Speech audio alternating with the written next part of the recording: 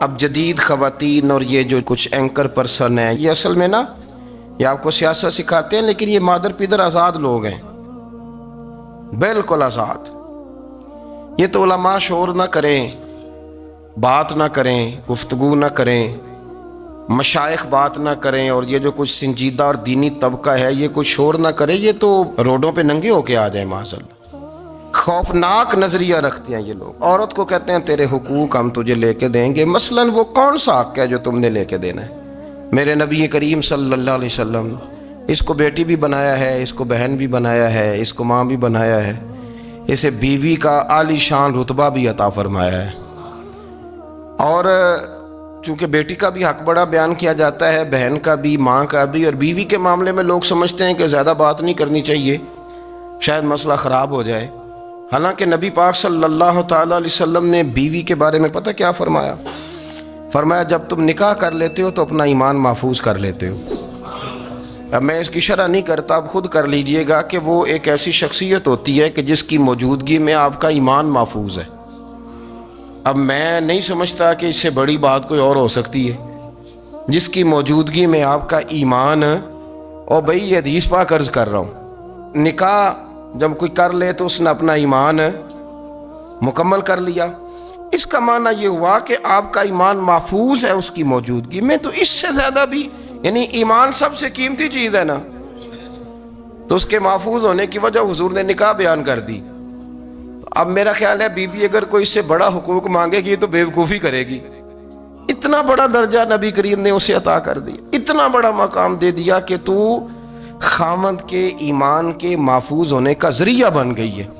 عورت کو جو حقوق رسول کریم صلی اللہ تعالی علیہ وسلم نے عطا فرمائے، نبی پاک نے جو حقوق دیے، دیکھیں نا، حضرت عبداللہ ابن عمر رضی اللہ تعالیٰ عنہ کی اہلیہ بیمار تھی، تو جلدی جلدی سے وہ آئے، تو جب بہت جلدی ہو، سفر بڑا شدید تھا، تو آپ نے جلدی سے نماز ادا کی، جلدی سے چلے۔ آپ کے خادم کہنے لگے حضور خیریت ہے؟ فرمایا میری بیوی بیمار ہے۔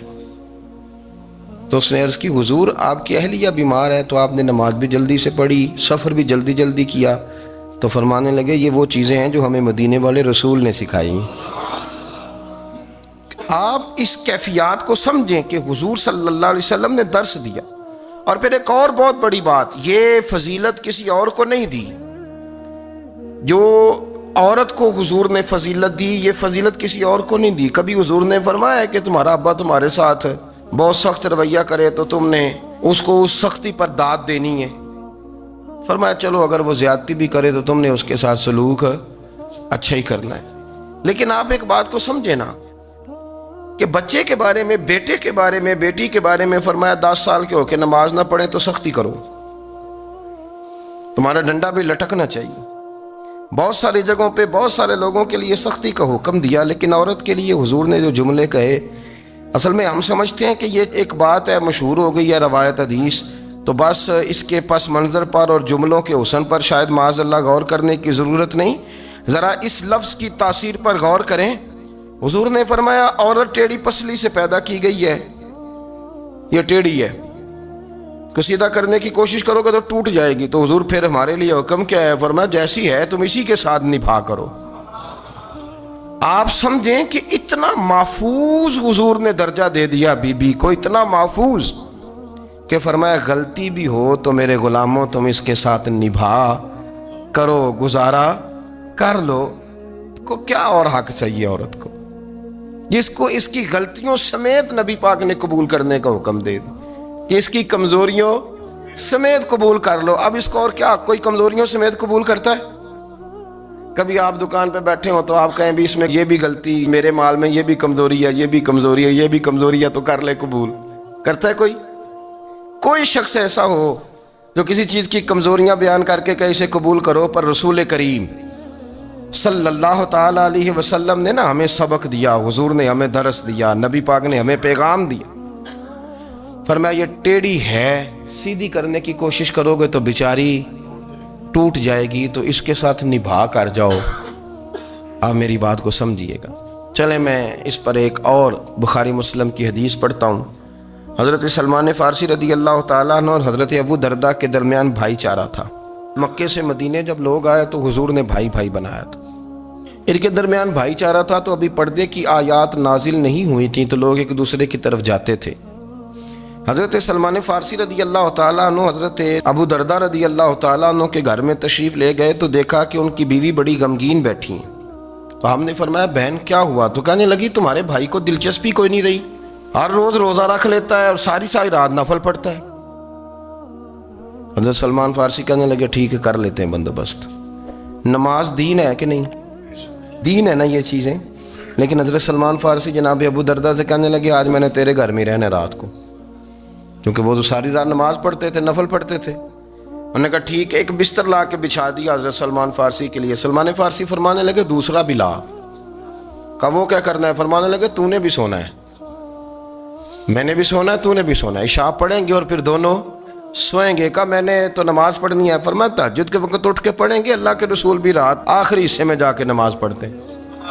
ادھر ساتھ سلا لیا، وہ تھوڑی کو دیر سوئے، اب عادت تھی ساری رات اٹھنے کی، ذرا اٹھنے لگے بستر سے تو حضرت سلمان فارسی فرمایا چپ کر کے سو جا، وہ بڑی رات پڑی ہوئی، چپ کر کے سو جا۔ وہ لیٹ گئے، پھر اٹھنے لگے تو فرمایا سو جا چپ کر کے، بڑا ٹائم ہے۔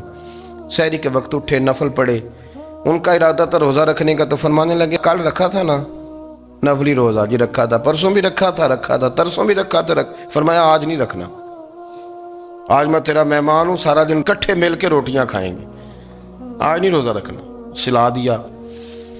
اب حضرت ابو دردہ رضی اللہ تعالیٰ عنہ کہہ تو کچھ نہ سکے، پر کہنے لگے سلمان تم پتہ تم کیا کر رہے ہو؟ نہ تم نے مجھے رات اٹھ کے زیادہ نفل پڑھنے دیے، سویرے روزہ نہیں رکھنے دیا۔ تو حضرت سلمان فارسی کہنے لگے کوئی لمبی بات تو نہیں نا، چلتے ہیں نا ابھی فجر میں مسجد نبی میں، تو نبی پاک کو بتاتے ہیں۔ سرکار دو عالم علیہ السلام کی خدمت میں تو اپنی بات کرنا، میں اپنی کروں گا، حضور نتیجے کا اعلان فرما دیں گے، بات طے ہو جائے گی۔ حاضر خدمت ہوئے، عرض کی یا رسول اللہ صلی اللہ تعالیٰ علیہ وسلم یہ ساری رات نفل پڑھتے ہیں، ہر روز روزہ رکھتے ہیں، ان کی اہلیہ غمگین بیٹھی ہیں، حکم فرمائیں۔ تو نبی پاک صلی اللہ علیہ وسلم نے فرمایا پھر ہوا کیا؟ یا رسول اللہ میں نے رات سلایا ہے، سحری میں اٹھایا ہے، سویرے روزہ نہیں رکھنے دیا۔ نبی پاک نے فرمایا سلمان فارسی نے ٹھیک کیا، سلمان فارسی نے ٹھیک کیا۔ پھر حضور نے فرمایا، نبی کریم نے فرمایا ابو دردہ تیرے اوپر اگر اللہ کا حق ہے، اس کے رسول کا حق ہے، دین کا حق ہے، تو فرمایا تیری آنکھ کا بھی تیرے اوپر حق ہے، تیرے وجود کا بھی تیرے اوپر حق ہے۔ یہ حضور نے فرمایا تیرے بچوں کا بھی تیرے اوپر حق ہے، تیری بیوی کا بھی تیرے اوپر حق۔ اس حق کو بھی سمجھے، حقوق اللہ بھی ہیں، پر تیری آنکھ کا بھی تیرے اوپر کیا مانا کہ تیری آنکھ سونا چاہتی ہے تو اسے سلا بھی، تیرے وجود کا بھی تیرے اوپر حق ہے، تو تیرا وجود آرام کرنا چاہتا ہے تو اسے آرام بھی کرا۔ اور پھر وہاں نبی پاک صلی اللہ علیہ وسلم نے فرمایا میں تم سب، سننا یہ لفظ حدیث کے، حضور نے اسی موقع پر فرمایا میں تم سب سے زیادہ اپنے رب کو جانتا ہوں اور میں تم سب سے بڑھ کر اپنے رب سے ڈرتا ہوں۔ حضور فرمانے لگے میں روزہ بھی رکھتا ہوں، افطار بھی کرتا ہوں، یعنی کبھی رکھتا ہوں اور کبھی نہیں رکھتا۔ فرمایا میں نفل بھی پڑھتا ہوں اور اپنی بیویوں کو وقت بھی دیتا ہوں۔ سرکار مسجد میں بھی آتے تھے، نواسوں کے ساتھ کھیلا بھی کرتے تھے، ان کے ساتھ پیار بھی کرتے تھے۔ تو اتنے بڑے حقوق حضور نے بیان فرمائے عورتوں کے کہ تمہاری بیوی کا بھی تمہارے اوپر۔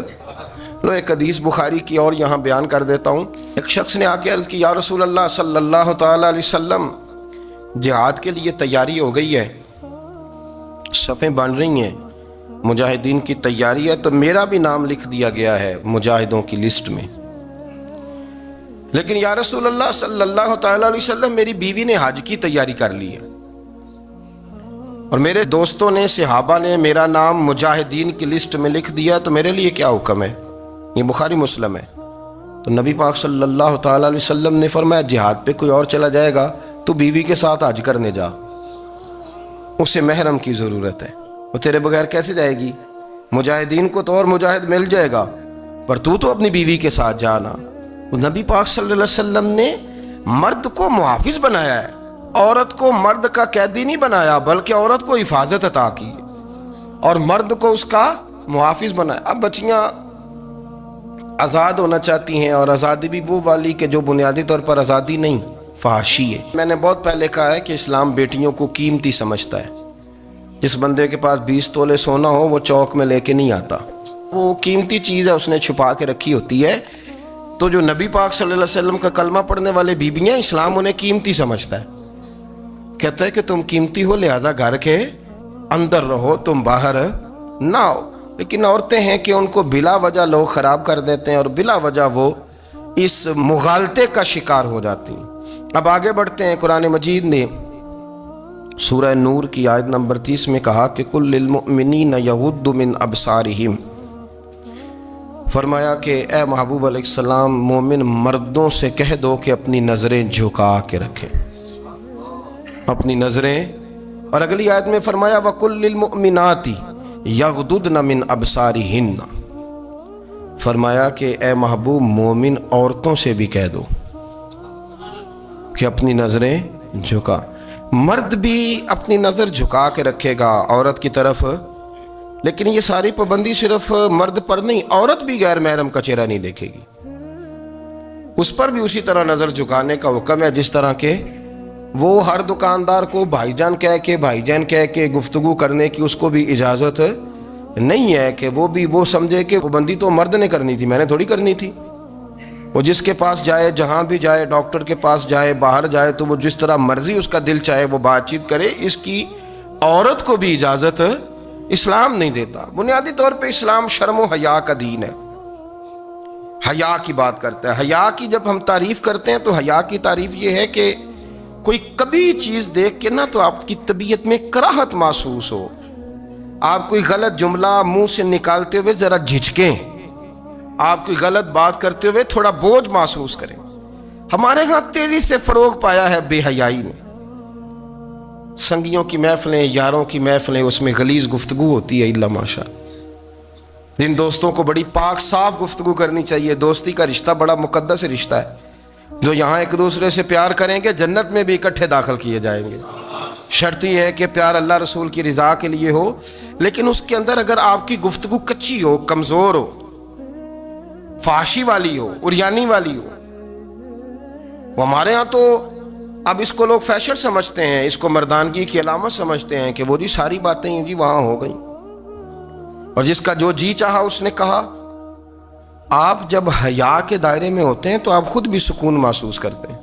देखें ना, आपको नींद सुकून से कहाँ आती है?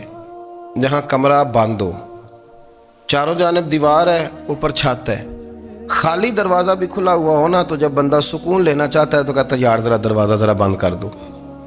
वो अच्छी तरह अपने आप को छुपा लेता है ना हया के पर्दे में, तो अल्लाह उसे सुकून अता करता है।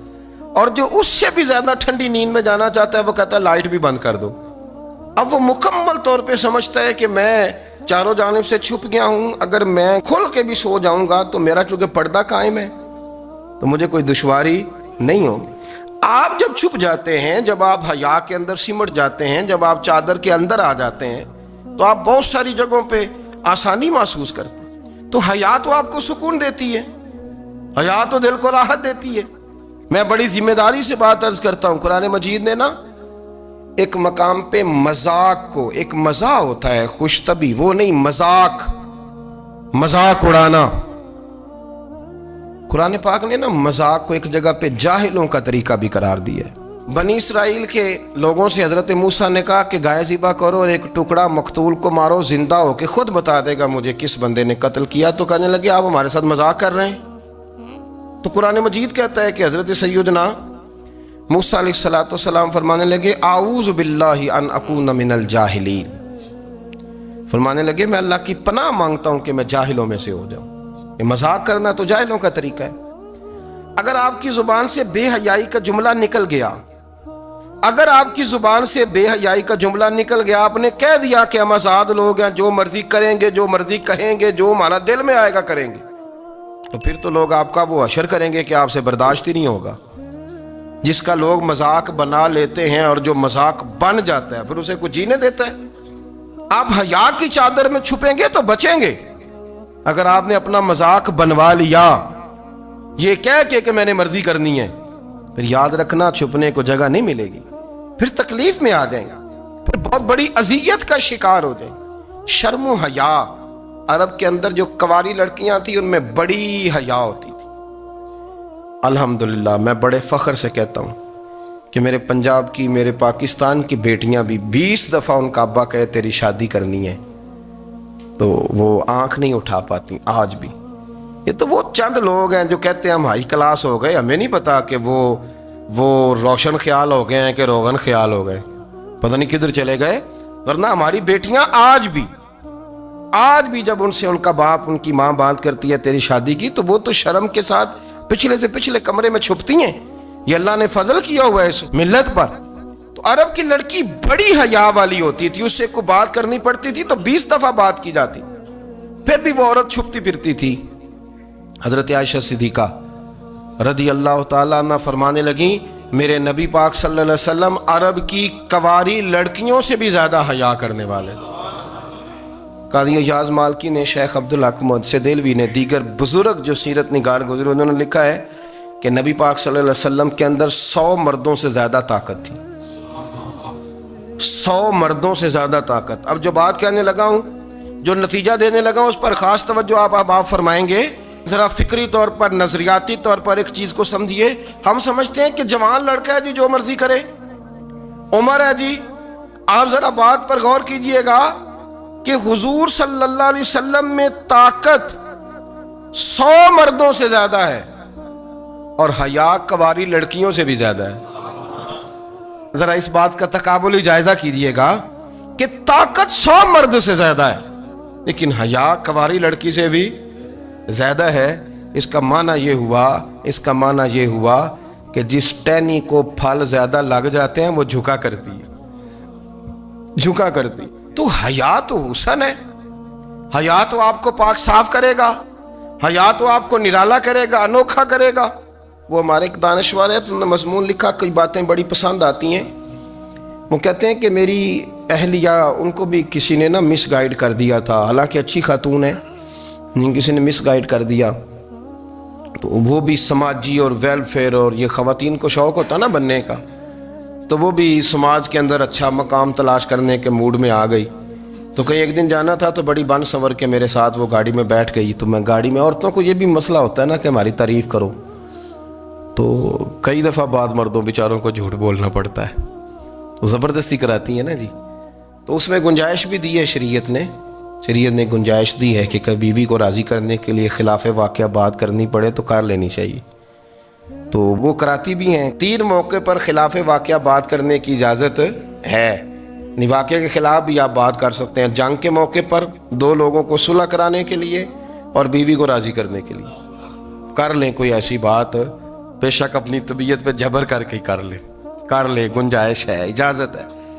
تو وہ کہتے ہیں جب وہ گاڑی میں میرے ساتھ بیٹھی بن سنور کے, تو وہ تقاضا کرنے لگی کہ میں نے بڑے اچھے کپڑے پہنے ہیں پر آپ نے توجہ نہیں کرائی. وہ سیاںا بندہ تھا, وہ چاہ رہا تھا کہ میری خاتون سمجھ جائیں. وہ کہتے ہیں مجھے پتا تھا کہ بیچاری مس گائیڈ ہو گئی ہے, دل کی بڑی اچھی ہے, سیاਣੀ ہے, لیکن اس کو کچھ خواتین نے, کچھ لوگوں نے مل کے اس کو ذہن غلط کر دیا ہے کہ سماج میں نکلو, باہر جاؤ, کام کرو, فلاں کرو, اپنی مرضی سے جیو. تو میرے ساتھ گاڑی میں بیٹھی کہیں جانے کے لیے, تو مجھ سے کہنے لگی کہ آپ نے میری طرف توجہ ہی نہیں کی, آپ نے کوئی ذکر ہی نہیں کیا کہ میں کیسی لگ رہی ہوں. تو وہ کہتے ہیں میں نے اسے کہا کہ اگر تو ناراض نہ ہو تو پھر میں صحیح والی تعریف کر دوں. تو اس نے کہا کہ آپ کر دیں. تو کہتے ہیں میں نے درد سے اور خلوص سے اپنی بیوی سے کہا, خلوص کے ساتھ. میں نے کہا میں تو روز گھر ہوتا ہوں, روز شام کو گھر ہوتا ہوں, اگر تو میرے لیے تیار ہوتی تو میں تیری تعریف کرتا, لیکن آج تو باہر جانے کے لیے تیار ہوئی, تو پھر ان سے تعریف کی امید رکھ جن کے لیے تو نے تیاری کی ہے. میرے لیے تیاری کرتی تو میں تو ہر شام تیرے پاس ہوتا ہوں. کہتے وہ میرے لفظوں میں درد تھا تو وہ بھی رو پڑی. اور کہنے لگی آپ گاڑی روک دیں, مجھے باہر جا کے کسی کو راضی نہیں کرنا, میں نے اسے راضی کرنا ہے جس کو رب کریم نے میرا شوہر بنایا ہے اور میرے لیے منتخب کیا ہے میرے ماں باپ کو. میں واپس لوٹتی ہوں. یہ ایک پہلو ہے سلگتا ہوا, اس کو سمجھا جائے. رسول کریم صلی اللہ علیہ وسلم عرب کی کواری لڑکیوں سے زیادہ حیا والے تھے. کواری لڑکیوں سے زیادہ حضور حیا فرمایا کرتے تھے. جب خانہ کعبہ کی مکہ شریف میں تعمیر ہو رہی تھی نا, اہل عرب اس کو تعمیر کر رہے تھے, تو نبی پاک صلی اللہ علیہ وسلم اپنے چچا حضرت عباس کے ساتھ خانہ کعبہ کی تعریف میں مصروف تھے. تو عرب کے لوگ چونکہ لمبا کرتا پہنتے تھے پیروں تک, تو نیچے اگر کسی وقت کوئی چیز نہیں بھی ہوتی تھی تو کسی کو وہ نظر نہیں آتی تھی، چونکہ پردہ رہتا تھا، ایک لمبا کرتا پہنا ہوا ہوتا تھا. تو جب بچے، سرکار کی عمر مبارک بھی ابھی تھوڑی تھی، تو اس طرح بچے جب نکلتے تو وہ کئی دفعہ اپنی تہمد اتار دیتے نیچے سے، اور کوئی مزدوری کرنے لگتے تو 3-4 طے کر کے نا تہمد کی کندھے پہ رکھ لیتے. جس طرح کبھی دیہاتوں میں لوگ کپڑا سر پہ رکھتے تھے کہ اوپر اگر کوئی وزنی چیز رکھیں گے تو وہ تکلیف نہیں دے گی. نبی پاک صلی اللہ علیہ وسلم بھی سب لوگوں کے ساتھ خانہ کعبہ کی تعمیر میں شامل تھے. تو حضرت عباس رضی اللہ تعالیٰ عنہ نے کہا حضور سے، ابھی اللہ نے نبوت بھی نہیں فرمایا تھا، بھتیجے آپ بھی تہمد اتاریے، یہ صحیح مسلم میں حدیث موجود ہے، اور اس کو کندھے پہ رکھ لیجیے، آپ اینٹیں اٹھا کے لا رہے ہیں تو ذرا آپ کو تکلیف نہیں ہوگی. تو سرکار دو عالم صلی اللہ علیہ وسلم سے یہ بات کہی، اور پھر جلدی سے حضور کی تہمد کو نکال کے نا، حالانکہ لمبا کرتا پہنا ہوا ہے، تو وہ جیسے ہی ان کے کندھے پہ رکھا اینٹیں رکھنے کے لیے، تو سرکار تو زمین پہ گر گئے، بے ہوش ہو گئے، آنکھیں آسمان کی طرف. اور پھر حضور پکار رہے ہیں، آزاری آزاری آزاری، میرا تہمد دے دو، میرا تہمد دے دو. کبھی کوئی شخص اس وجہ سے بھی بے ہوش ہوا ہے کہ میرے وجود سے کپڑا اتر گیا ہے؟ حالانکہ سرکار پر وہ بے ہوشی بھی نبی پاک کا وہ جو غلبہ ہے نا شرم و حیا کا، اس کی وجہ سے ہو. ورنہ تو حضور فرماتے ہیں کہ میری آنکھیں سو جاتی ہیں، دل تو میرا اس عالم میں بھی جاگتا رہتا ہے. تو سرکار زمین پہ تشریف لے آئے، آنکھیں میرا تہمد دے دو، میرا تہمد دے دو. تو جلدی سے انہوں نے تہمد دیا تو حضور نے باندھ لیا. پھر طبیعت مبارک میں تسلی ہوئی. یعنی ہم اس رسول کے غلام ہیں کہ جن کے تو وجود سے کپڑا اتر جائے تو حضور برداشت نہیں کرتے، قبول نہیں فرماتے، تکلیف شروع ہو جاتی. لیکن یہاں نوجوان ہیں اور بڑا قد کاٹ ہے اور بڑے بڑے سمجھدار لوگ ہیں، گرمی آتی ہیں تو شارٹ کپڑے پہن کے گھومتے ہیں.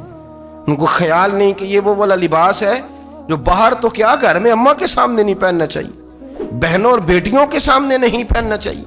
آپ کی گفتگو میں شرم و حیا ہو، آپ کے لب و لہجے کے اندر حسن ہو. آپ کو پتہ ہے نبی پاک صلی اللہ علیہ وسلم نے فرمایا میری امت میں سب سے زیادہ حیا کرنے والے عثمان غنی ہیں. عثمان غنی سب سے زیادہ حیا کرنے والے. آپ فرمایا کرتے تھے جب سے حضور کا چہرہ دیکھا ہے میں نے کبھی اپنی شرمگاہ بھی نہیں دیکھی، میں نے آنکھوں کا وضو نہیں توڑا، اور جب سے حضور کے دست مبارک میں نے بیعت کے لیے سیدھا ہاتھ بڑھایا تو پھر سیدھا ہاتھ میں نے کبھی گندگی کو نہیں لگایا. حیات. آپ باتھ روم کے اندر بھی غسل فرماتے تھے تو کپڑوں سمیت کرتے تھے. کسی نے کہا حضرت جی واش روم کے اندر کیوں نہیں کپڑے اتارتے؟ آپ فرمانے لگے باہر بندوں سے حیا کرتا ہوں، اندر جاتا ہوں تو رب سے حیا آنی شروع ہو جاتی، وہ تو دیکھ رہا ہے نا.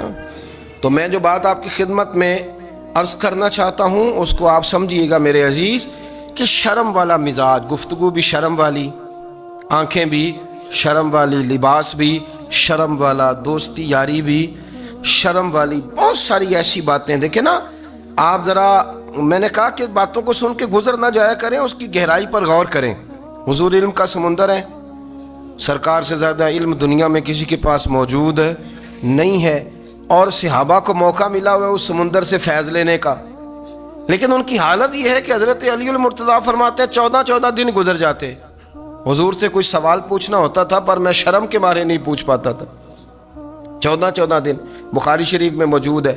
ایک دن نبی پاک صلی اللہ علیہ وسلم نے پوچھا صحابہ سے کہ وہ کون سا درخت ہے جس کے پتے نہیں گرتے، اور وہ درخت اس طرح ہے جس طرح مومن ہوتا ہے، وہ درخت میرے مومن کی طرح بتاؤ. حضرت عبداللہ ابن عمر فرماتے مجھے پتا تھا کہ وہ کھجور کا درخت ہے، لیکن چونکہ ابو بکر صدیق بھی بیٹھے ہیں، عمر فاروق بھی بیٹھے ہیں، مولا علی بھی بیٹھے ہیں، عثمان غنی بھی بیٹھے ہیں، اتنے جید لوگ بیٹھے ہیں، تو مجھے حیا آتی تھی کہ میں کیوں جواب دوں. کہتے سرکار نے کئی دفعہ پوچھا، لوگوں نے کئی اور درخت بتائے، پر فرمایا تمہارا جواب درست نہیں ہے. آپ حیا کے اس پہلو پر غور کریں کہ سوال کا جواب آتا ہے، سوال کا جواب، یعنی مجھے سوال کا جواب آتا اور پھر میں دوں نہ، مجھے بدعزمی نہ ہو جائے گی. یہ کیسے ممکن ہے کہ میری رات گزر جائے، مجھے پتا بھی تھا اور میں نے بتایا نہیں. بہت سارے لوگ آ کے بہت ساری باتیں بتاتے ہیں، بہت ساری باتیں وہ سمجھاتے ہیں، تو ہم غور سے ان کا چہرہ دیکھنے لگ جاتے ہیں، کہتے ہیں یار اس کا تو دعویٰ تھا کہ میں سمجھنے آتا ہوں، تو یہ تو ہمیں سمجھا رہا ہے، چلو الحمدللہ ہم سمجھنے کو تیار ہیں. لیکن میرے عزیز پتہ بھی ہے جواب کا، علم بھی ہے، لیکن فرماتے ہیں میری حیا نے مجھے اجازت نہ دی کہ میں جواب دوں، آپ فرماتے ہیں پھر حضور سے صحابہ نے عرض کی کہ یا رسول اللہ آپ ہی بتا دیں وہ درخت کون سا ہے، تو حضور نے فرمایا بھائی وہ کھجور کا درخت ہے۔ تو آپ فرماتے ہیں میں دل ہی دل میں کہہ رہا تھا کہ الحمدللہ میرا جواب درست ہے، حالانکہ میں نے جواب دیا ہی نہیں۔ تو لفظوں میں حیا، جملوں میں حیا، آنکھوں میں حیا، اٹھنے میں حیا، بیٹھنے میں حیا، چلنے میں حیا ایک خوبصورت حسن ہے۔ اور نبی پاک صلی اللہ علیہ وسلم نے فرمایا جب تو بے حیا ہو جائے نا پھر تو آزاد ہے، پھر تو جو مرضی کا، پھر تو جو۔ اس لیے بزرگ جب کسی کو بے حیا کہتے تھے نا، اللہ اکبر، اور جب کسی کو کہتے تھے نا یہ بے حیا ہے تو لوگ سمجھتے تھے کہ ہلکی سی بات کر دی، لیکن ان کا معنی یہ ہوتا تھا کہ بس بھائی اب اس کے ساتھ کوئی کلام کرنے کی ضرورت ہے، اس کو اب اصلاح کی ضرورت نہیں، یہ بے حیا ہے۔ کیا معنی؟ کہ اب یہ جو اس کے دل میں آئے گا وہ کرے گا، جو اس کی طبیعت چاہے گی وہ کرے گا، اب یہ کسی پہلو بھی قابو آنے کو تیار، بے حیا ہو گیا۔ بے حیائی بہت بڑا عیب ہے۔